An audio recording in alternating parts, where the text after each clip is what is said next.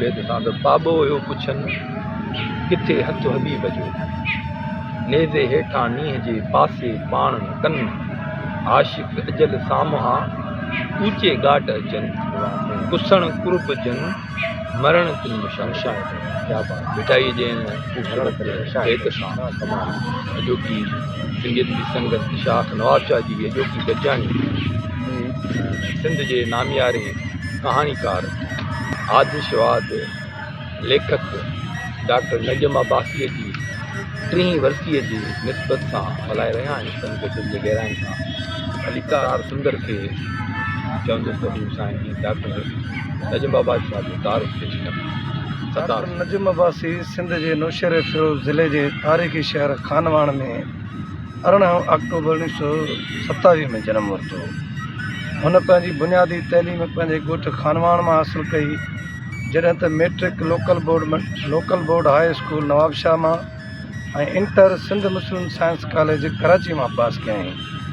जंहिं बाद 1949 ईस्वीअ में डाओ मेडिकल कॉलेज कराची में दाख़िला वरिताईं, जितां 1953 ईस्वीअ में MBBS जी सनद हासिलु कयईं, जंहिंखां पोइ सरकारी अस्पताल में नौकिरी कयईं, जेका दिलि खे न अड़ियसि, जंहिं करे 1958 में सरकारी नौकिरी खे छॾे पंहिंजी ख़ानगी क्लिनिक खे नंढपिण खां ई घर में अदबी माहौल मिलियो, जंहिं सबबु हुन नंढपिण खां ई लिखणु शुरू कयो। डॉक्टर नजम अब्बासी पंहिंजे देश सिंध खे परॾेही असर रसूख़, इख़लाक़ी, माली फ़साद, वहम परस्ती, जागीरदारी, मज़हबी इस्तिसाल ऐं सभ खां वधीक अहसास महरूमी ऐं मायूसी खां आज़ादु ॾिसण ते चाहियो। हुन क़ौम परस्तीअ जो नओं जज़्बो पैदा करणु चाहियो। पढ़ियल लिखियल रोशन ख़्याल नौजवान ज़रिए समाजी इनकलाब आणण में दिलचस्पी रखंदो हो, जंहिं लाइ हुन ख़ूबसूरत कहाणियूं कलमबंद करे सिंधी नौजवाननि खे आलमी अदब, ख़ासि करे रूसी अदब जे सिन्फ़ुनि सां मुतारिफ़ करायो। डॉक्टर जे कहाणियुनि जा किरदार अक्सर सिंध जे विचें ऐं हेठें तबिके जा माण्हू रहिया। हुन पंहिंजे कहाणियुनि ऐं नावलनि में परस्ती, अंधे अक़ीदे, फरसूदा रीतुनि रस्मुनि, तंग नज़रे ऐं जागीरदारी निज़ाम जी खुलियल निदा कई आहे। डॉक्टर नजम अब्बासी जा लॻभॻि 43 खनि किताब शाइर थियल आहिनि। 1999 में फाल जी बीमारी में मुब्तला थियो, जंहिं बाद क्लिनिक बंदि करे मुसलसल घर में रहाइश इख्तियार कई। हू 6 साल बीमार रहण खां पोइ 25 अक्टूबर 1995 ते लाॾाणो करे वियो, जंहिंजी आख़िरी आरामगाह पंहिंजे अबाणे ॻोठ खानवाण से कहाणी ॿुधायो। नजम अब्बासी जी कहाणी छोॾो ॻोठ जे वेझो पहुची चुको हो। सिज पहाड़नि पुठियां ग़ाइबु थी वियो हो। मां थकल टुटल मथे ते किताबनि जी भुॼकी, कांच जा वर मथे खयल, जुती ऐं गोॾनि ताईं जंगूं ॿुधड़ सां भरियल, घर जल्दी पहुचण लाइ तकड़ा तकड़ा क़दम भरींदो थे आयुसि। ओचितो यादि अची वियुमि त थोरी आरब माउ जी शइ अॼु बि विसरी वई आहे। ॾाढो अरमान थियो। अरमान उन करे थियुमि जो हुन वटां चोखी ख़र्ची मिलणी। थोरी आरब माउ खे 2-2.5 हफ़्तनि खां टीअड़ तप थिए आयो। ॻोठ जे हकीम खां 2-4 दफ़ा फकियूं वरितियूं आहिनि, पर फ़र्क़ु कोन पियो। काल्ह जंहिं वक़्तु मां स्कूल ॾांहुं वञण लाइ संभरी रहियो हुउसि, उन वक़्तु हूअ आई ऐं मूंखे चयाईं त पुटड़ा, मुंहिंजे वास्ते पीर साईं सबा जे जन जी कंडीअ जो छोॾो आणिजां। हूअं त तव्हां ॾींदुमि इंद्रसि। मूंखे ॾिसंदे ई चयाईं, पुट शाबस हुजे तोखे। मूं उन वक़्तु ई छोॾो अॻड़ीअ में विझी बांह में ॿधी छॾियो, त पोइ वरी नालो न वरितो। सदके वञा पीर साईं सबा जे नाव तां। मां वाइड़ो थी हुन ॾांहुं वेहणु। आखां अव्हां खे खसण थो मचायां, अव्हां खां अव्हां खे खसण थो मचायां। तोसां प्यार अहिड़ो, तोसां प्यार अहिड़ो, तोसां प्यार अहिड़ो करण थो मचायां। अव्हां खां अव्हां खे खसण थो मचायां। ज़माने सॼे जी नज़र खां बचाए, ज़माने सॼे जी नज़र खां बचाए, अखियुनि में लिकाए, अखियुनि में लिकाए, अखियुनि में लिकाए छॾण थो मचायां। अव्हां खां अव्हां खे कसण थो मचायां। नजम अब्बासी जे हवाले सां ॻाल्हाईंदे सभ खां पहिरियों त मूंखे इहा ॻाल्हि थी यादि अचे त कहाणी पढ़ण सां मुंहिंजो जेको तालुक़ु जुड़ियो उहो त गुलफुल सां जुड़ियो हो। यानी जॾहिं आउं चौथे या पंजे में पढ़ां थो प्राइमरी स्कूल जाम साहब में, त गुलफुल सां को तालुक़ु जुड़ियो। पोइ 6-7 में ईंदे जाम साहब में असांजे दोस्तनि हिकु लाइब्रेरी खोली काज़ी फैज़ मोहम्मद जे नाले सां, अवामी लाइब्रेरी। उन मां किताब खणी पढ़ंदा हुआसीं। त मूंखे चिठी तरह यादि आहे त मूं पहिरियों जेको कहाणी किताबु पढ़ियो यानी गुलफुल खां पोइ उहो नजम अब्बासी जो हो नाचणी ऐं ॿियो सूरज हूंदे मुरझायल। इहा मुंहिंजी शुरूआति हुई जेको कहाणियुनि सां मुंहिंजो तालुक़ु जुड़ियो। लफ़्ज़ नाचणी ऐं उन जे हेठां लिखियलु लफ़्ज़ कहाणी इन मूंखे माना ईअं फील करायो त कहाणी का ॾाढी ख़ासि शइ आहे। ऐं जेका नाचणी आहे यकीनन उहा नाचणी ॾाढो हिकिड़ो ख़ूबसूरत नालो हो। शायदि जेको मतन आहे या जेको टेक्स्ट आहे उन जो जेको तस्वर आहे उहो ॾाढो को गहरो आहे। यानी हिकिड़ो नाचणी ऐं ॿियो कहाणी, इहे ॿ जेके पंहिंजे पाण में लफ़्ज़ आहे, पर मुंहिंजे लाइ इहे महज़ लफ़्ज़ न हुआ, इहो हिकिड़ो तस्वर जो हिकिड़ी पूरी काइनात हुई।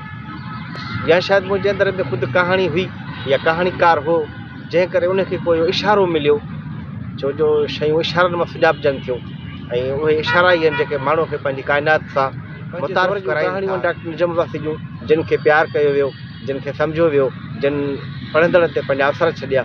ऐं आउं डॉक्टर नजम अब्बासी जे हवाले सां मुख़्तसर तौर ते बसि एतिरो ई ॻाल्हाईंदुसि त डॉक्टर नजम अब्बासी पंहिंजे दौर जो हिकिड़ो सुञाण तहरीकार हो, कहाणीकार हो, जेको ज़हन ठाहियो, जंहिंखे हुनजे अंदर में जेके मौज़ू आहे, जेके हुन समाज में ॾिठियूं पियो उणायूं कोतायूं, उनखे हुन टारगेट ठाहे ऐं कहाणियूं लिखियूं ऐं पंहिंजे हुन कम में हू कामयाबु थियो। नजम अब्बासी साहब जो हिकिड़ो अहम ख़त आहे 4/8/1991 ते हैदराबाद मां सिंध जे नामियारे दानश्वर साईं मोहम्मद इंद्राहिम जोयो साहब ॾांहुं लिखियो हो।